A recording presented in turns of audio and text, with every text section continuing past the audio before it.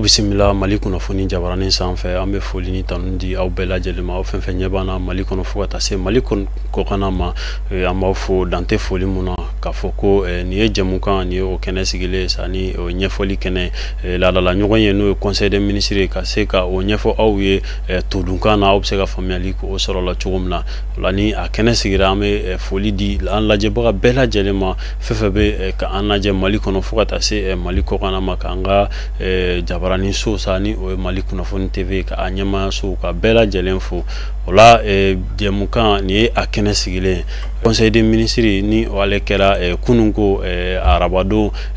mai kalo tile 17 san 2023 laadala ɲɔgɔn ye kɔni kɛra ni o conseil des ministres sa jamanakuntigi Asimi Goita ale tun bɛ kɛnɛ ɲɛmaaya la fo ka taa se premier ministre ma n'o ye fanga ɲɛmaa ye ka taa se ministre tɔw ma sa jateminɛw kɔni bɛɛ lajɛlen kɔfɛ projet de texte ni a bɛ fɔ o ma ko gafe minnu ni u bɛ sini kow fɔ olu dɔw taara fo ka taa se laseli ma ni o communication ye ka kibaruyaw ko olu da conseil des ministres o tulo kan o la an bɛ don an ka bakuruba fɔlɔ la sa bakuruba fɔlɔ o bɛ tali kɛ ministre so la n'o ministère de la justice ye kiiri ministre so yen kɔni sa projet de décret kɔni taara mun ni a bɛ tali kɛ notaire ka nomination na sa notaire minnu ni olu bɛ na baara kɛ jamana yɛrɛ ye foroba baara ko o kɛ fo ka taa se a dan na olu kɔni dɔw nomera sa o dɔ bɛ tali kɛ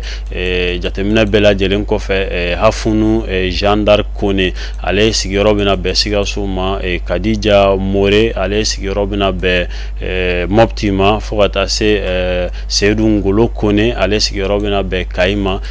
Cheikh Umar Amadou Sangare ale sigiyɔrɔ bɛna bɛn Kita ma Zakaria Kone ale sigiyɔrɔ bɛna bɛn Nyoro ma Khalifa dit Jérémy Jara ale sigiyɔrɔ bɛna bɛn Tombouctou ma monsieur Nci Doumbia ale sigiyɔrɔ bɛna bɛn Ɲɔnɔ ma an bɛ don ministre so kɔnɔ sa ni o ye ministère des transports et des infrastructures ministre mun ka ca ɲɛsinnen don taa ka segin koɲɛw ɲɛnabɔli ma ani baara belebele mun ni o bɛ siraba ko fɔ o la sa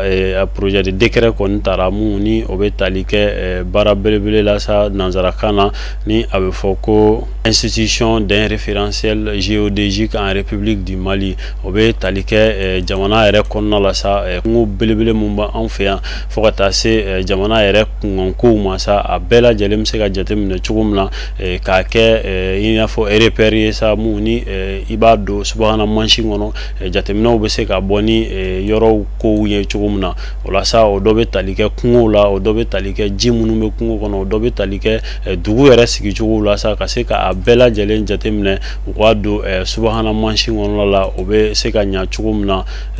o kɔni baara kɔni bolodala o projet de décret kɔni taara walasa kow bɛ se ka baaraw bɛ se ka ɲa cogo min na an ka jamana kɔnɔna la yan de décret in sa ni o bɛ référentiel géodésique ni o bɛ o kofɔ ale kɔni na se ka wulikajɔ bɛɛ lajɛlen sabati sa yaasa jamana yɛrɛ kɔnɔ fɛnw olu position bɛ se ka dɔn cogo min na a détail misɛnninw a kungun n'a ɲɛɲɛw bɛɛ lajɛlen bɛ se ka localiser cogo min na walasa précision ka sɔrɔ nin bɛɛ lajɛlen na fo ka taa se a jateminɛbaw ma ni o ye a wulikajɔbaw ye sa ni o bɛ se ka dɔn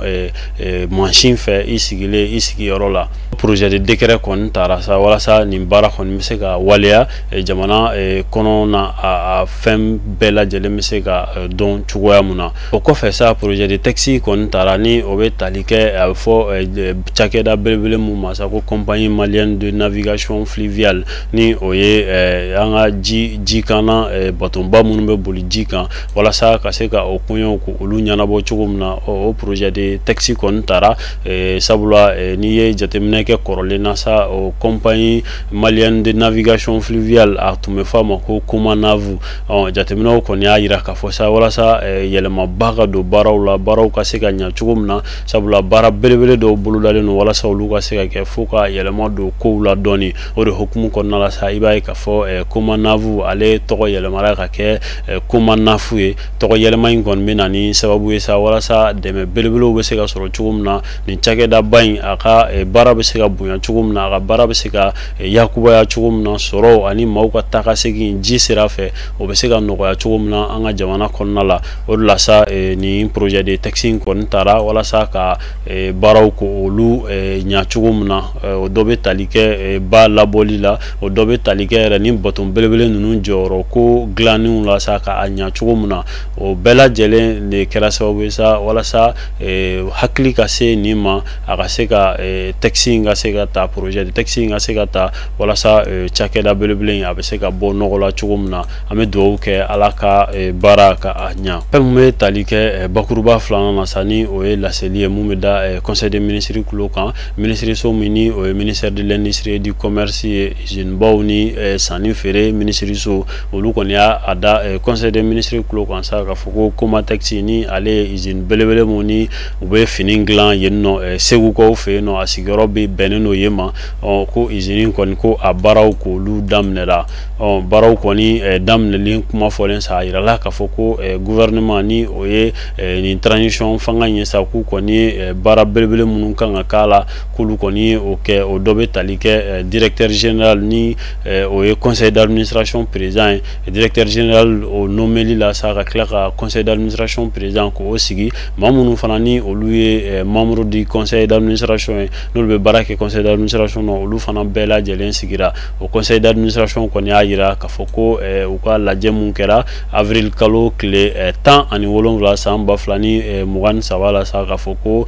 baara minnu ni olu kan ka kɛ fo ka taa a se baara ba kun fɔlɔw ma fo ka taa se usine fini yɛrɛ dilanni ma usine kɔnɔna la sa k'olu kɔni daminɛra o dɔ bɛ tali kɛ matériel nettoyaliw la o dɔ bɛ tali kɛ fɛn misɛnnin caman na minnu kan ka kɛ yanni fini yɛrɛ dilanni o ka daminɛ o de la sa a yirala k'a fɔ ko usine kɔni a bɛ jɔ wagati min na sa ko cakɛla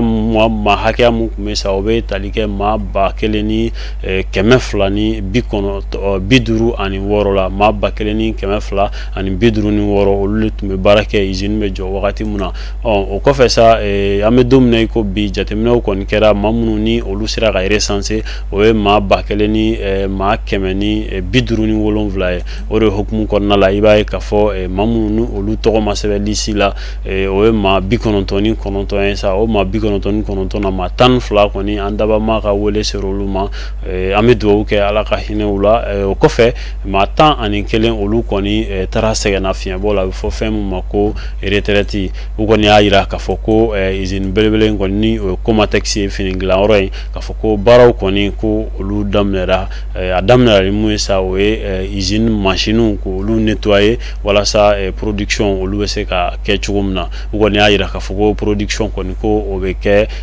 juin kalo o camancɛ la san 2023 an bɛ dugawu kɛ a fɔra cogo min na yarabi ala ka a ɲa ka da an ma. O kɔfɛ sa an bɛ taa ministreso la ni o ye ministère de l'urbanisme, de l'habitat, des domaines de l'aménagement du territoire ye yen kɔni sa ministre kɔni y'a yira conseil des ministres la sa k'a fɔ ko jateminɛw bɛɛ lajɛlen kɔfɛ jɛkulu belebele mun ni o bɛ farafinna kɔnɔna la ni a bɛ fɔ a ma ko Shelter Afrique o Shelter Afrique sa u ka lajɛ 42 na sa mun kɛra mai kalo tile 8 a tile 12 san 2023 Abuja kaw fɛ yen nɔ ni o ye Nigeria faaba ye u kɔni sa ni jɛkulu belebele ni a bɛ farafinna bɛɛ lajɛlen ko fɔ Shelter Afrique u kɔni ka lajɛ kɔni na sa a yirala k'a fɔ ko jɔyɔrɔ belebele kɔni bɛ an ka jamana bolo ni o ye Mali ye ni cakɛda in na sabula kabini san 2020 ni o ye 2020 sigiyɔrɔ kɛrɛnkɛrɛnnen bɛ Mali bolo conseil d'administration kɔnɔna la sa jamana caman cɛla jamana minnu ni o bɛ tali kɛ Burkina la Burundi, Centrafrique, Côte d'Ivoire, Djibouti, Guinée-Bissau, Guinée équatoriale, Sénégal fo ka taa se Tchad ma u kɔni y'a yira k'a fɔ ko a kɔni Mali kɔni sugandira ko kura tuguni walasa ka nin baara kofɔlen ka se ka a ɲɛmaaya ta lajɛw bɛ se ka kɛ ka ɲa cogo min na nin cakɛda in ni o ye Shelter Afrique ye a ka wulikajɔw bɛ se ka ɲa cogo min na u kɔni y'a yira k'a fɔ ko Mali kɔni musaka mun ni o bɛ bɔ n'a bɛ fɔ a ma ko cotisation sanga ni sanga sanga ko Mali kɔni mato ko la o musaka in sarali la an bɛ dugawu kɛ halisa baara kura mun ni a kalifara an ka jamana la Ala ka a baara ka a ɲa an bolo. O kɔfɛ sa an b'a kuncɛ ni ministère de la santé ka laseli ye o kɔni y'a yira k'a fɔ ko coronavirus ni o ye bana cɛjugu ye sa ko dɔgɔkun tɛmɛlen ka na se nin dɔgɔkun in ma ko dɔ farala maa nombre kan dɔ farali mun kɛra maa nombre kan sa o la jamanakuntigi a kɔni ko n'i ye jateminɛ kɛ dɔgɔkun tɛmɛlen na ka na se nin dɔgɔkun in ma dɔɔni farala maa minnu ye garijɛgɛ kɛra ni bana in ye o de la sa jamanakuntigi Asimi Goyita a y'a yira k'a fɔ ko maaw kɔni ka u hakili to u yɛrɛ la lakana fɛɛrɛ ninnu labatoli la o de bɛ dansigi bi conseil des ministres a lakumabaw la sa an bɛ mun da an bɛ se ka mun ɲɛfɔ aw ye todunkan na o la sa jɛmukan ni o ye ɲɛfɔli kɛnɛ ye an b'a aw fo ka aw waleɲuman dɔn aw minnu ka sugantili bɛnna anw ma o la sa aw k'an bɛn waati wɛrɛ.